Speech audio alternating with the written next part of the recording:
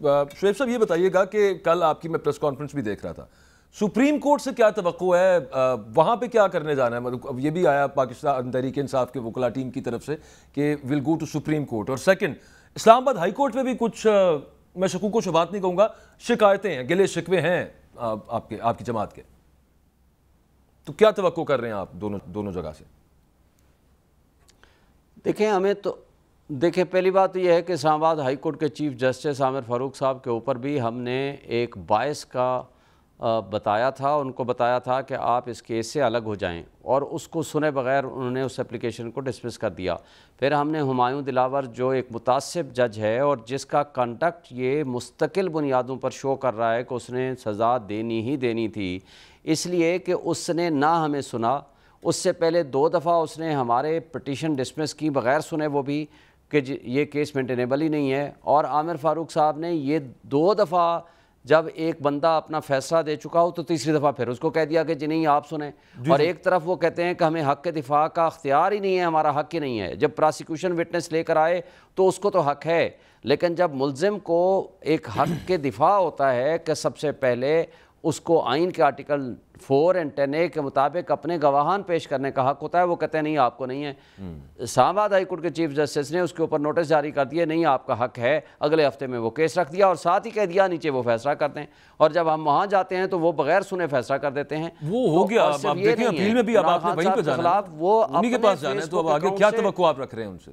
जाना तो वहीं पे पड़ेगा, चारों ना चार, और ऑप्शन कोई नहीं है हमें। तो मैं अगर ज़ाती तौर पर समझता हूँ, अभी तो ज़ाहिर है बहरहाल हम फैसला करेंगे, लेकिन इस्लामाबाद हाई कोर्ट के चीफ जस्टिस साहब को ख़ुद इस अदलिया की और इस इदारे की इतनी बेतौकीरी नहीं करनी चाहिए, उनको ख़ुद इस केस से अलग हो जाना चाहिए। उनको चाहिए किसी और जज के पास इस केस को मार कर दें, इसलिए कि एक टेरियान वाला केस भी अगर आप सामने हो तो उस केस में 2 जज साहिबान ने फैसला लिख दिया और इन्होंने वो वेबसाइट पे आ गया, इन्होंने एक प्रेस रिलीज़ के ज़रिए उसको कह दिया कि नहीं इसको साइड पे कर दें। और उसके अलावा बेशुमार इस केस को आपको मैं बताऊं, मैं भी मौजूद था, इस केस को सुना ही नहीं उन्होंने सिर्फ ये सुना कि क्या मैं इस केस को ट्रांसफ़र ना कर दूं, और अगर मैं इस नतीजे में पहुंचा कि ट्रांसफ़र मैंने उस जज से नहीं करना, प्रॉपर्टी डिमांड्स के एक जज 2 दफ़ा फैसला कर चुका है तो तीसरी दफ़ा क्या करेगा, तो फिर मैं आपका मेन केस भी सुनूंगा। और शुएब साहब वो जो आप कहते हैं ब्रीफली जरा बता दीजिएगा, फिर मैं सारा बानू साहिबा की तरफ जाना है। ब्रीफली ये बता दें, सुप्रीम कोर्ट का जो आप जिक्र करते हैं कि हम वहाँ पे भी जाएंगे,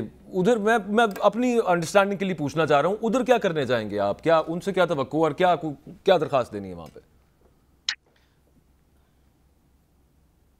देखिए पहली बात तो यह है कि हमने इसमें अपील फाइल करनी है, वो इंशाल्लाह हम करेंगे इस फैसले के खिलाफ हाई कोर्ट में। जो आमिर फारूक साहब ने ये फैसला रिमांड करके दोबारा भेज दिया था हुमायूं दिलावर साहब को, हाई कोर्ट के चीफ जस्टिस साहब ने 4 तारीख को, वो उस फैसले के खिलाफ हमने अपील फाइल की है, और उसके अंदर हम ये सारे फैक्ट्स एंड ग्राउंड्स लेकर जाएंगे और उसके अंदर हम इनको बताएंगे कि किस तरह हमारे साथ। वो तो अब फैसला आ गया ना, उसके बाद आप कैसे सुप्रीम कोर्ट में उसके खिलाफ अपील पे जा सकते हैं? एनीवेज मैं थोड़ा सा इस पे आपका जवाब लेता हूँ, थोड़ा सा मैं जरा पॉलिटिकल डिस्कशन इसी से देखिए मैं जरा सारा बानू साहिबा को शामिल गुफ्तगू कर लूँ। ये सब मामला जो चल रहा है हुआ क्या फैसले की, इस फैसले सिर्फ मुझे दीजिएगा जरा, आपके पास वापस आता हूँ मैं। सारा बानू साहब इस वक्त जो मामला चेयरमैन तहरीक इंसाफ गिरफ्तार, जेल के अंदर कुछ रोज के अंदर इलेक्शन कमीशन उनकी नाअहली वाला वो वाला प्रोसेस चल जाएगा, चेयरमैन नहीं रह सकेंगे पार्टी के। आपको तहरीक इंसाफ का फ्यूचर अभी क्या आगे नजर आ रहा है without its chairman? Who will lead the party, और पार्टी आपके आगे आपको लग रहा है कि इलेक्शंस होते हैं तो उसके अंदर फ्यूचर है? कौन पार्टी को लीड करेगा? मेरे ख्याल में जो वोटर सपोर्टर्स हैं वो खान साहब के अलावा किसी को कबूल नहीं करेंगे। अगर इसके खान साहब ये वो कहते हैं ना कि ये अपनी पार्टी की क़यादत अगर अपनी बहन के हवाले करते हैं तो मे भी लोगों का वो हो जाए, लेकिन बाकी जो इंतजार में है कुछ लोग, तो उनको लोग कबूल नहीं करेंगे। मेरा जो बिल्कुल सही, बिल्कुल, मतलब the only way forward for Pakistan Tehreek Insaf politically is अगर उनकी बहन अब उसको लीड करना शुरू कर देना। शाह महमूद कुरैशी को मानेंगे लोग, कुरैशी साहब को भी नहीं मानेंगे, असद उमर साहब को भी नहीं मानेंगे, और परवेज इलाही साहब को भी नहीं मानेंगे। नहीं, परवेज इलाही साहब को तो अगर देखिए, अगर परवेज इलाही साहब का अगर आप ये कहते हैं कि वो होंगे, तो ये 1 साल पहले मैंने बात गश्त सुनी थी कहीं पर PTI Q की, लेकिन इस बात को भी 1 साल से ऊपर हो गया। और मैं ठीक। बहुत हैरान थी कि पीटीआई क्यों, मतलब कैसे?